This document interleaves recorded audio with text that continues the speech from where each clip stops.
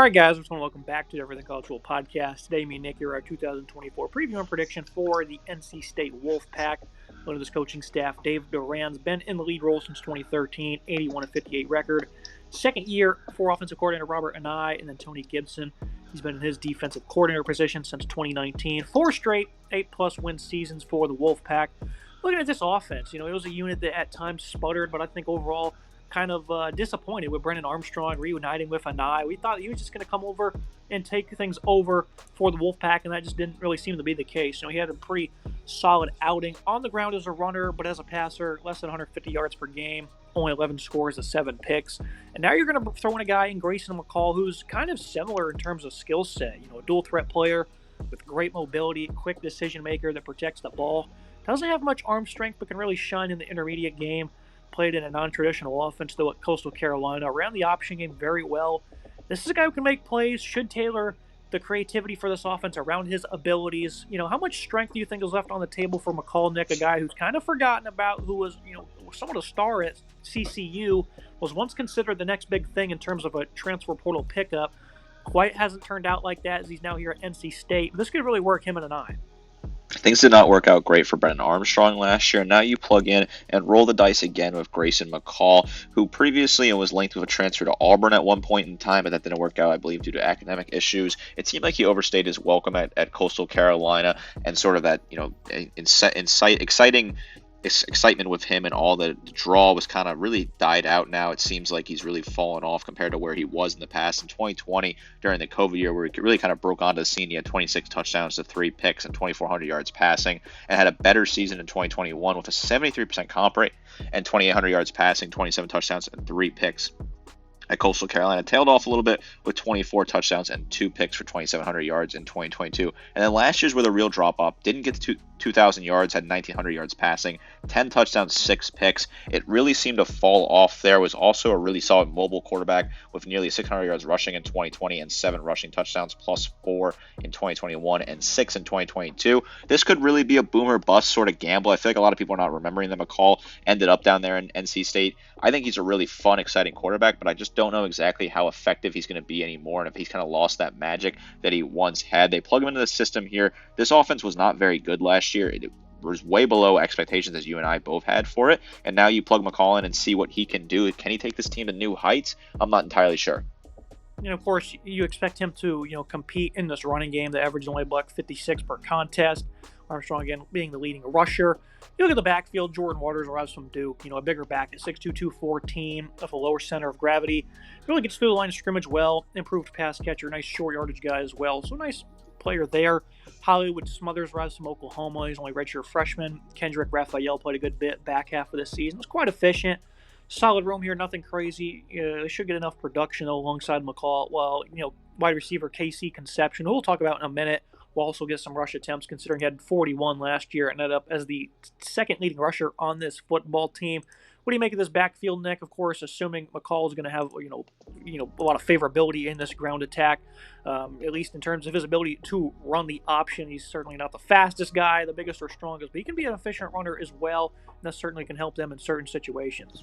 McCall will have to run a fair amount, in my opinion, for this running game to be fully effective. I think Waters is a good add at 6'2", 215, a bigger back, but he does have some potential to be successful for this unit. I think they have a lot of question marks here. This was a decent unit. Hollywood Smothers could be solid as well. He had a decent time at his previous stop, comes over from OU, where he didn't really play a whole lot, but has some inexperience and some small experience as well, while Kendrick Raphael could be involved in this offense. He didn't do a whole lot last year, but he did have 309 yards, 4.6 yards per carry, and 1 score on the back half of the season. I'm a little worried about this rushing attack. I think McCall's going to have to do a lot of the heavy lifting. They got like you said, 150 yards per game last year. I'm not sure if they can get back to that number. That was a middle of the pack number in college football, and obviously you want to see them at a similar click if you're an NC State Wolfpack fan.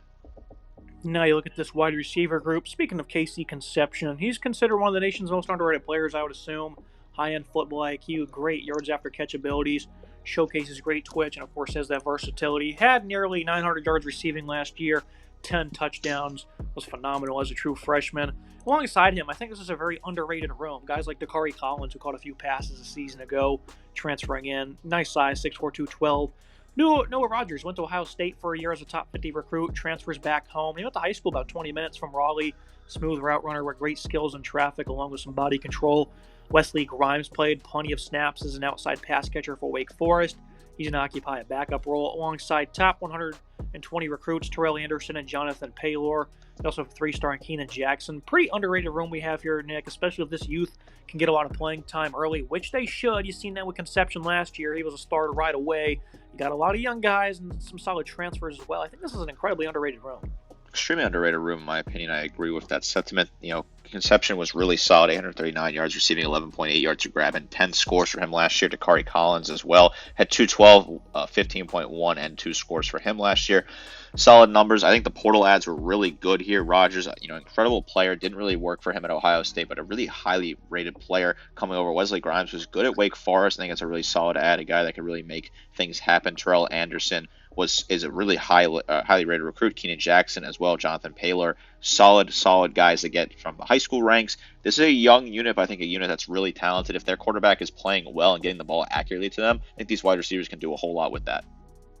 And of course, they added a nice tight end from UConn and Justin Jolly as well. So I think they're starting to really round out this supporting cast. Look at the offensive line, a guy in Anthony Belton at left tackle. Should really take big steps this season. 6'6", 336, as you have to really showcase that tenacity as a run blocker, though. Anthony Carter will return as the starting left guard. It was pretty below average, only 305 pounds. Added a nice center here in Zeke Correll. Lots of experience at Notre Dame at 1,300 snaps the last 2 years at center. Should be a great leader here for them. Right guard will see Timothy McKay return as a vet who wasn't very good last year. Also saw 400-plus snaps at right tackle, though, because, they have Jakaris Peak, that is, who was solid at times during his redshirt freshman. Should be sliding into right tackle and occupy that role in a bigger capacity. So plenty of versatility from McKay there on that right side. I think this O-line can really grow this season, Nick. I'm pretty fascinated by the addition of Correll in the middle. I think that's very underrated. Strange to see a starting center for the Notre Dame Irish for 2 years running decide to leave that program. So this is a major get. This is a major get. This is a solid offensive line that has some really strong pieces that can do a whole lot here. I think this is a unit that's very underrated, has a nice amount of experience, and obviously you add a guy like Zeke Correll, who's a really strong at center, a guy that's a veteran, a good experienced player at center. Tie him up with Timothy McKay, who's also a graduate senior, really strong there. Anthony Belton, a fellow graduate senior as well. So 3 graduate seniors on this offensive line. Good experience. Anthony Carter, also redshirt junior at left guard. The weakness, in terms of the youngest players, Jakaris Peak, who's only a redshirt sophomore at right tackle, but I think Peak showed a lot last year to step forward and be involved in this offensive line. This is a very good unit, very underrated unit in this conference. Looking at the verdict for this offense, the expectation here is that Anai matched with McCall will lead to a great deal of balance in production. Of course, that was also said about Armstrong last season. He just struggled to throw the ball. Wolfpack, though, have that underrated wide receiver group, quality offensive line. There'll be levels better. And enough faces, I think, in the run game. They should have a top 50 scoring offense here. Obviously, don't want to get too ahead of ourselves, but I think NC State really has a perfect blend of what they're looking for to really excel this year. Looking at the defensive side of the ball, a unit that also gets back only 5 starters, added 7 guys in the portal, lost 9. You look at the defensive line. Davin Vann, veteran leader off the edge, has been good for them in all regards. Red Hibbler was really good. Not very bad really in his 250 snaps. A lot of good from him. Leading sack getter Travell Price wasn't all that good, but got experience. Noah Potter was even less eventful in lesser time. Interior D-line is expected to be anchored by third-year man Brandon Cleveland at 6'4", 300. Should be quite impactful versus the run. Chaz Wallace has played over 900 snaps in 3 seasons at other schools, 6'2", 295, but really just a quiet rotational guy. And then DJ Jackson hasn't played much, and only 271 pounds. NC State, Nick, they've always been very stout against the run. Obviously, when they lose Peyton Wilson at linebacker, these guys are going to have to step up a little bit more. Obviously, 33 sacks last year was pretty good. Led by Red Hibbler, who had 6.5, and again, he didn't play a lot of snaps. So the expectation is this guy's going to help form a very impressive edge duo, him and Van. I like Red Hibbler a lot, a good player that has a lot left in the tank, in my opinion. 13 total tackles for him, 7 tackles for loss, 6.5 sacks, a pass breakup. Really good numbers there. Devin Van, 42 total tackles, 7.5 tackles for loss, 5.5 sacks. Really good numbers. Travell Price, 13 total tackles, 1.5 tackles for loss, plus a sack for him. So I like what they return here. I think there's a solid amount of pieces on this front part of this defense that they can really use. I think Price come off that right side, Van that left side. plus you sub in Hibbler on that left side as well is really solid. Some nice depth there. Noah Porter is a guy that's been around the program for a while, didn't get a whole lot of tackles and didn't get a whole lot of snaps last year, but a veteran piece nonetheless. I do like what this defensive line has. This front part of this defense I think is very strong. They've been strong against the run in the past, and I expect them to be so this year as well. And you do look at the middle of this defense now. Sean Brown, a versatile player, likely going to see most of his time at linebacker this year. Is really good as a run defender and as a tackler when he was on the field. Caden Fordham is next up, though, in the middle. Played some very good ball at times last year. Devon Beatty, fifth-year player, should back him up as quality help. Weak side backer will be occupied by redshirt freshman Kelvin McBride. And then a JUCO product and Wyatt Wright will battle for that. I'm pretty confident in Brown and Fordham in this linebacking group. That's about it, Nick. I think, again, Doran in this defense, they've always been incredibly strong. And I think these guys are going to be primed and ready to really take over. But when you lose Wilson, you also lose Jalen Scott. You might struggle a little bit, especially if they don't view Brown as a full-time linebacker and he continues to occupy a bit of a versatile role. Might be scarce for bodies. They're a little scarce, and they do lose some really talented players at linebacker, which certainly is something that's concerning. I think Fordham's fine, right? You have 3 total tackles, 4 sacks for him. He's a guy that you can rely on at middle linebacker.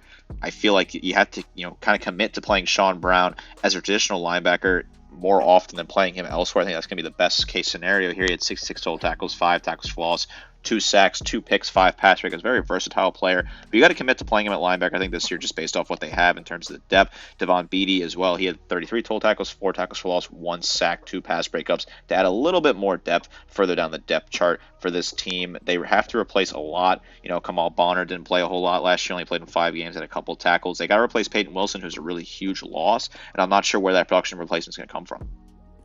And obviously the run defense last year is pretty sound for the most part. Only gave up 1 game of over 200 yards. That was in the bowl game, and then Duke pressed that with 194. But for the most part, they're pretty sound on the ground. Now you look at a secondary led by Aiden White, one of the better corners in the country. Has a new dance partner on the other side, though, in Brandon Sissy, who was sound and has 150 snaps last year as a true freshman. Seemed to have a future starter in him.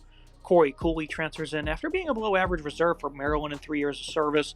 Devon Marshall is a pretty good asset for Villanova. Jihad Carter was always a quality slot for Syracuse. Didn't end up really playing for the Buckeyes. Will now come into this system. Should be, very helpful this year. Tamarcus Cooley also arrives from Maryland, but it was only a few snaps to his name. Safety group is led by a great leader, Devon Boykin, who was an elite run defender this past season. He'll start alongside Donovan Kaufman, who was a pretty good player for Auburn, I thought. They also pick up a vet transfer from Akron, and KJ Martin. And they also have a redshirt freshman, Zach Myers, in the fold as well. This team was 4th lowest in terms of opponent completion rating, Nick, and they also had 15-plus interceptions for the 3rd straight year. Regardless of who's back there, they seem to always make it work. 52nd nationally against the pass. This is a team that's always, in that upper percentile, I guess you could say, of secondaries. Won't be any different this year. I think they're going to be phenomenal. Very strong secondary unit here. I really do like what they have. Devon Boykin, I think, is a fantastic leader for this unit. 54 total tackles, 3 tackles for loss, 3 picks, and a pass breakup, a really good coverage asset. Aiden White, a very strong coverage asset, 37 total tackles, 10 pass breakups, 2 picks for him. I like what he can do. Brandon Cleveland, 28 total tackles, 4.5 tackles for loss, 3 sacks for him. He's a rotational piece. You can play him at different parts of this defense. He's a guy that you could see something out of him this year. I think he's a decent piece. They have some other pieces. Brandon Cisse had 10 total tackles plus a pick last year. They bring in Kaufman, they bring in Carter, they bring in a couple of different pieces from different programs. KJ Martin was added. Corey Cooley could be decent for this team. I like what they have here. I think this is a secondary unit that's very strong. They've always been pretty good against the pass. I think they return enough pieces to continue to be strong against the pass. Looking at the verdict for the defense, Gibson will always have a tough physical group that can compete, but the loss of some key linemen and Peyton Wilson could lead to some big issues. Front 6 should continue to be a force, though, and the secondary will be a tough one to crack due to its scheming. I think this defense will be just fine, even though there is some worries there. Looking at the final prediction for the Wolfpack, just another typical season for NC State. I don't think this team has the makings of one that can win the conference or even be in the running to do so. Even when Doran has had those teams, Nick, that could make a CFP run, they come up immensely short. They lose at least 4 games every time, it seems. I think McCall can really elevate this offense with that underrated wide receiver group, but his lack of abilities overall means they won't light the world on fire by any means, with a great defense on the other side. And it seems like the national media is kind of overvaluing this team. AP poll came out today. They're in the top 25. A lot of people think that they're over as a lock, and their ACC title odds are pretty solid as well.